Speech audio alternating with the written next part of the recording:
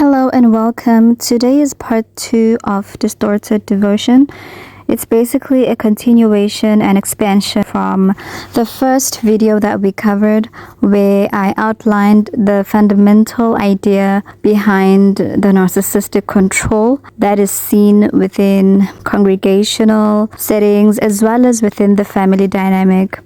The reason we are drawing importance to this is because these form the main spiritual core of our existence when we come to this planet as children, and they make up the foundation of how we perceive life, how we believe, and what we choose to believe. It is important to then understand what happens when that foundation is fragmented or it is actually shattered beyond repair. So sit back, grab your coffee, and enjoy. So let's have a look today at just all the crazy tactics that the enemy uses in this instance. I love this so much because I have just a list of scriptures that are going to help us understand how this takes place. And remember, when I say the devil, I'm not referring to the devil literally and only, but I'm also referring to his children, because narcissists are the devil's children.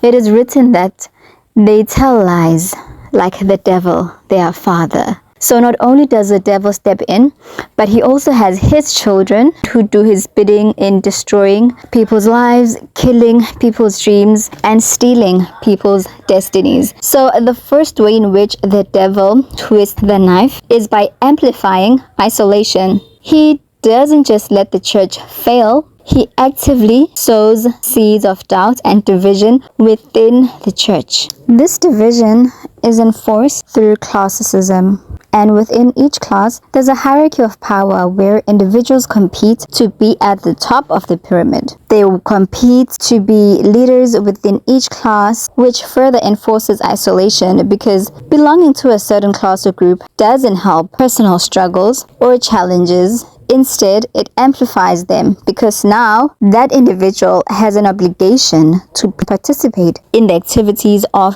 the group that they're in.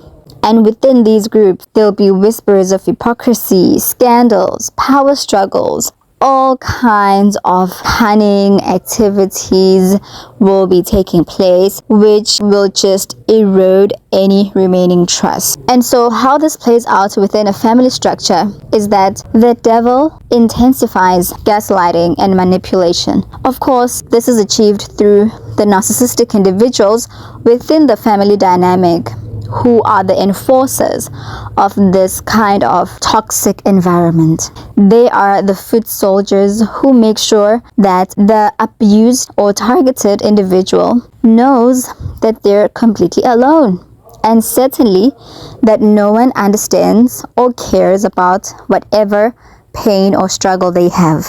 Secondly, the devil exploits desperation. Whenever a person is in a dire situation, the help that is offered isn't just help. It is usually instant relief, a quick fix to that person's problem, a sense of power, a feeling of being special, and of course relief. And at the height of one's desperation and weariness of strength, because trials and tribulations can weigh so heavy on a person's endurance, when someone offers help, it becomes difficult to really pull back and calculate and inquire with the Lord that, God, is this really from you?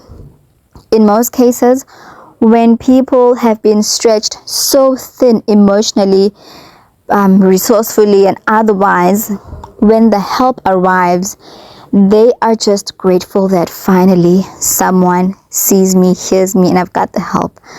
Unbeknownst that it could be a counterfeit help. And so this is also again when the devil employs his children, because they specialize in making others feel special. They are experts at delivering instant relief and quick fixes.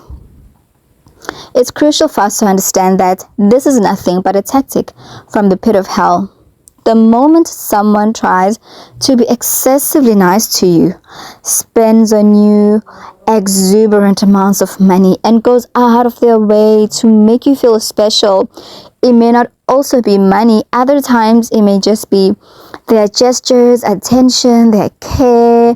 You know, whenever someone just bombs you with care and love and the support that you need, trust me, right after all of that is hell's piping hot gate. It's a setup for the most derailing, disheartening, and in extreme cases, this feel good or feel special tactics becomes the most life-changing aftermath, and of course, in the most destructive and negative way ever.